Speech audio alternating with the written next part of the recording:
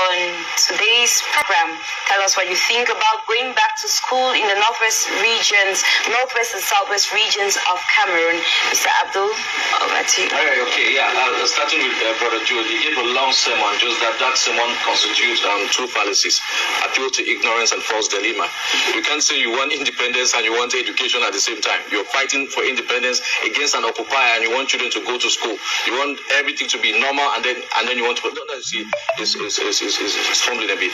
Coming back to Senior Barrister Achu, he made plenty statements that require reply. To begin with, he said Southern Cameroon has never been colonized. I don't know where Barrister is coming with this. To begin with, we're talking about the British Ambers Bay colony. Victoria was named by the British. They predate the Germans. And even when we were jointly administered with Nigeria, what was it? What is a trustee territory? What is a territory? We're just playing with etymology here, root word. It's a colony. Did we have once you don't have your independence, you are someone's colony. So even when we pulled out and we're self-governing, the British still supervised us. Nobody can want. Ethiopia, for example, has never been a colony because nobody gave them independence. Once you're seeking for independence, it means someone colonized you. You lost your territory, your people, and your boundaries. It makes you a colony to someone.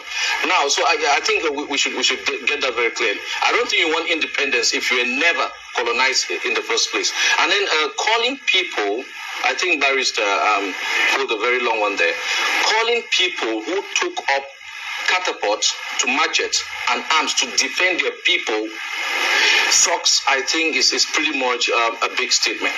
On the 22nd of September 2017, Southern Cameroonians were on the street. Forget about even 2016 when lawyers came out on all this. They were on the street with peace plants. Doctor was still in Bamenda then. With peace plants, how many were killed? On the 1st of October, with peace plants, how many were killed before they decided to defend themselves? And then you call them thugs, Barrister. I think you need to think about those words. And let's not forget, La République du Cameroon, in all fairness, is an occupying force. Whatever they are claiming on the British Southern Cameroon is totally illegal. So I thought Barrister would talk about legality, but he talked about legitimacy. And on the contrary, the people of Southern Cameroon are legitimate. On the contrary, those people you call thugs are more legitimate in the eyes of the locals than the military, because where are the people running to the bushes?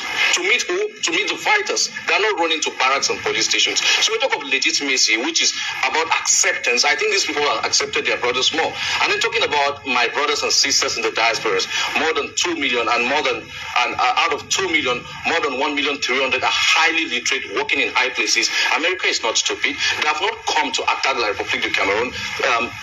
Osama bin Laden, if he ever exists, left Afghanistan to attack the USA. Southern Cameroonians have not left Southern Cameroon to attack La République du Cameroon. So America has no need. And Nagy was very clear on that if they are against any international law or the law of USA, they are going to be tried. The French brought the word terrorism under Jacobin, during the French Revolution. So they know who a terrorist really is.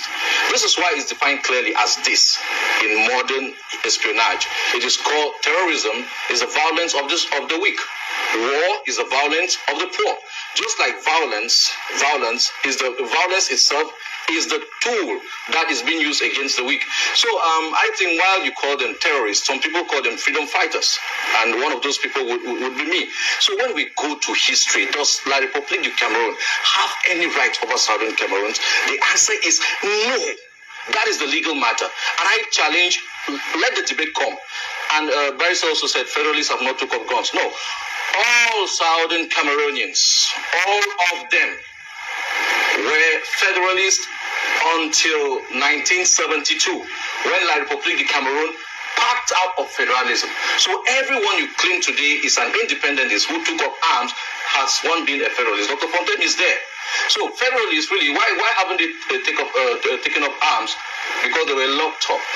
Their voice their voice resurfaced in 2018. None of them could speak after January 17, 2017, when Bala was locked. None of them could speak. It took blood of those today you call thugs. It took withstanding. It took diplomacy for federalists again to resurface some 1 year later to start talking. So anybody who has wanted independence, people like George Washington, he's the godfather of all presidents of America. Of America today, he stood against the Britishers. Nelson Mandela, he too stood against apartheid. Nelson Mandela was the #1 terrorist in the eyes of the West till 2010. For the same things he did, he earned the name terrorist. For the same thing he did, not that he changed jobs, he earned Nobel Prize for Peace, and he was the first black president of South Africa. So you can see, Barrister, when you think that they are terrorists, the West simply thinks they are freedom fighters. This is why Switzerland, Germany, and Canada say mediate. You don't mediate between one person, you mediate between two entities or two people. Barrister should be teaching me that legally. This means they have recognized that Southern Cameroon is a country on its own. La Republique is a country, so they want to sit in between them. What is the case? And that is what we should really be talking about right here, right now, if you're serious. People are dying, we should be talking about this root cause. The doctor would tell me that when you want to treat malaria, for example, you don't go to headache, to fever, to loss of appetite. You're wasting your time. You take the specimens, blood or whatever, put it to the lab, identify the parasite, and then kill the parasite. That is how you treat things. So all these things, children are not going to school today. Marginalization, erosion of law system and educational system, those are symptoms. The parasite is Resolution 1608 in particular, and Resolution 1514, which clearly states that an independence, the instrument of governance, be given back to the people. England did not do. They gave it to Aiju. And they challenged it the first day. People have challenged it. And today, it has escalated. The children are saying, we know these things, and if you think we are not, again, I come back. We are fighting today. We didn't start the fight, by the way, but we're fighting to talk. We're not talking to fight. So, we're fighting. Come and talk. Come and tell us we are lying. Tell us that we were not self-governing and we didn't meet you with 3 different governments elected. One of the few in Africa, self-elected. The first in Africa, 3 different governments. You still have 1 till today. Andre Maribida, Aijo, Bia, all appointed. People joined you freely. And we came with things, with stuffs. What did you bring? Nothing. Marketing board, Victoria Deep Sea Port, Tico Airport, Santa Coco. We came in with all these things. You take it away and then and now you kill us and then you behave as if we don't want education. No. I say this is not fair. This is not thinking historically, and I'm sure that Barrister will be able to correct me, and I will stand corrected on the points I've made about the things he said. Okay, thank you, and I'm going to